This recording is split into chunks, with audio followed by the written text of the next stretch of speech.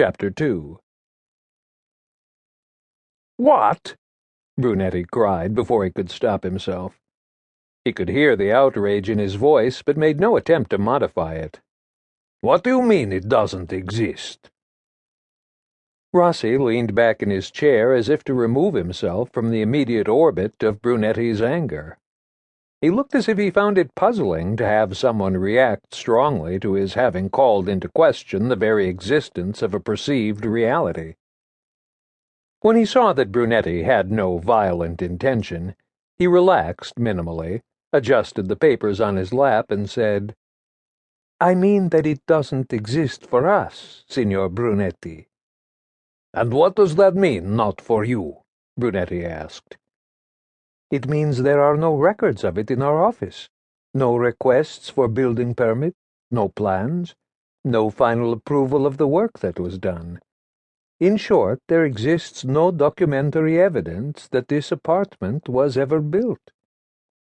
Before Brunetti could speak, Rossi added, placing his hand upon the file Brunetti had given him, "And unfortunately, you can't provide us with any."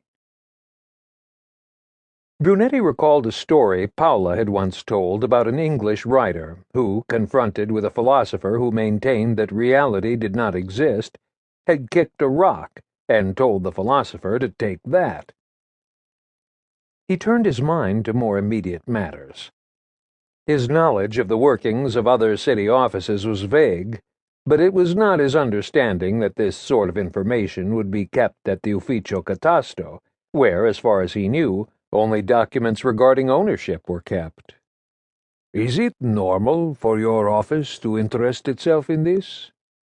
"No, not in the past," Rossi answered with a timid smile, as if he approved of Brunetti's being well informed enough to ask. "But as the result of a new directive, our office has been commissioned to assemble a comprehensive computerized file of all of the apartments in the city that have been declared historical monuments by the Fine Arts Commission. This building is one of them. We're in the process of assembling the papers and files from the various offices in the city.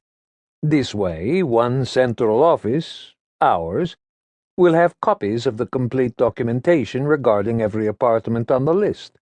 In the end, this centralized system will save enormous amounts of time." 2 weeks ago, Brunetti reflected, observing the smile of satisfaction Rossi gave as he said this, Il Gazzettino had carried an article announcing that, because of lack of funds,